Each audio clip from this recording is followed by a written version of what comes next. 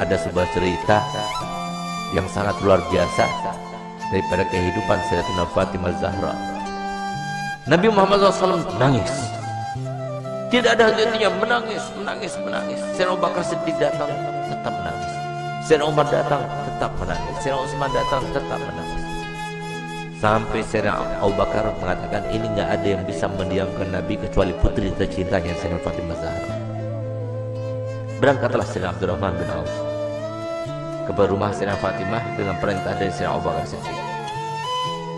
Diketok, siapa di luar sana? Ibn Auf, wahai Fatimah.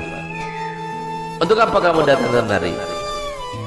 Kami ingin meminta bantuanmu karena Nabi SAW mulai tadi sedang nangis dan tidak berhenti menangisnya, terus menangis. Kami sedih melihatnya.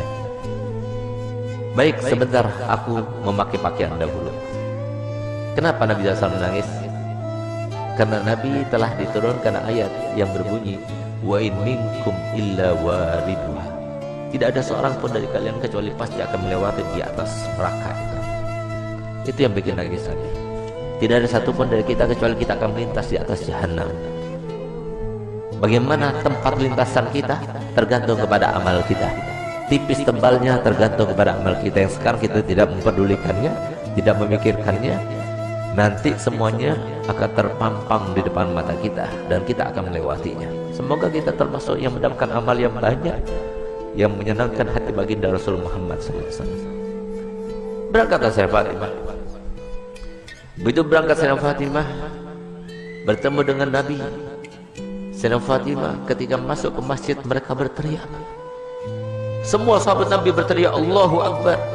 Kenapa demikian? Kenapa mereka berteriak? Karena mereka jarang melihat Sayyidah Fatimah Zahra, seorang syarifah, cucunya Nabi, anaknya Nabi, yang pada suatu waktu Nabi SAW membuat sebuah teka-teki, di mana teka-tekinya itu berbunyi begini. Tahukah kalian siapakah sebaik-baik wanita? Tidak ada seorang sahabat pun yang menjawabnya. Sampai kemudian Imam Ali pulang ke rumahnya dan dia sampaikan pertanyaan Nabi kepada Sayyidah Fatimah. Maka Sayyidah Fatimah, aku tahu jawabannya. Apakah wahai binti Rasul? Jawabannya adalah sebaik-baik perempuan adalah tidak pernah dilihat laki-laki dan tidak pernah melihat laki-laki. Ketika Sayyidah Fatimah datang dan para sahabat banyak yang tidak mengetahui dengan Sayyidah Fatimah, mereka berteriak semuanya. Kenapa berteriak?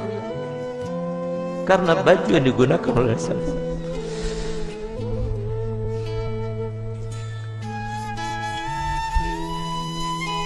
baju yang dibuka,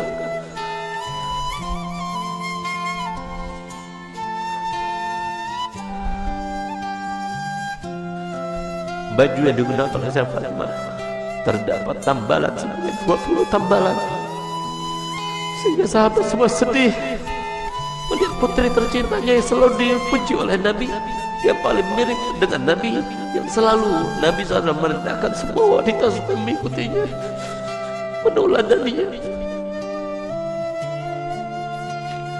Ternyata pakaian seperti itu, sesederhana itu. Saat itulah ketika sahabat Nabi merasa kasihan, merasa tidak tega, merasa iba melihat kehidupan Sayyidah Fatimah Zahra, maka Nabi SAW berkata kepada Sayyidina Umar bin Khattab, ya Umar, biarkan saja, demi Allah putriku Fatimah adalah pemimpin dari seluruh wanita yang masuk surga. Seandainya para syarifah sekarang tahu, lihat bagaimana pakaian Sayyidah Fatimah, lihat bagaimana perempuan yang dibanggakan oleh Nabi Muhammad SAW, yang harusnya kita sebagai umatnya menjadikan tauladan baginya.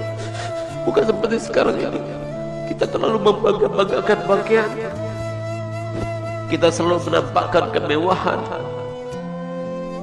dan kita tidak mau membagi-bagi apa yang telah kita punya. Kita tidak pedulikan kepada manusia. Subhanallah, Sayyidah Fatimah datang suatu waktu di rumahnya.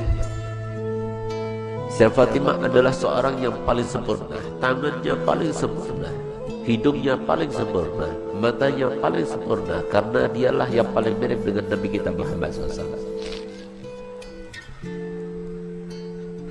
Suatu waktu Nabi kita Muhammad datang, karena Nabi Muhammad setiap hari paling sedikit 2 kali masuk ke rumah Sayyidah Fatimah, saat pagi hari dan pada malam hari.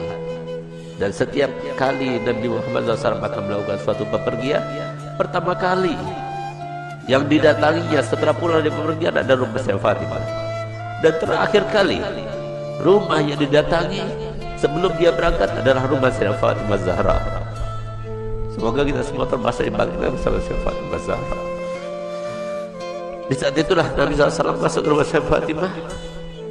Sayyidah Fatimah punya anak kecil 2, Sayyidina Hasan dan Sayyidina Husain.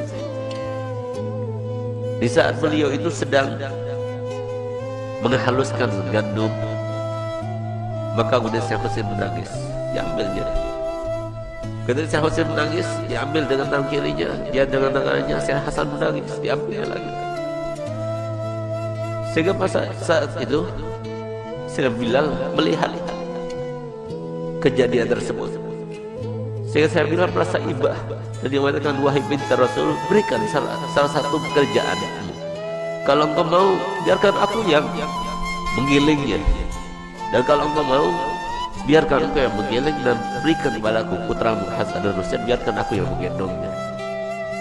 Tidak tega beliau itu melihat bagaimana keadaannya Sayyidah Fatimah, sampai kemudian Nabi SAW melihat. Begitu Nabi SAW melihat, maka dipeluknya Sayyidah Fatimah, dicium-cium.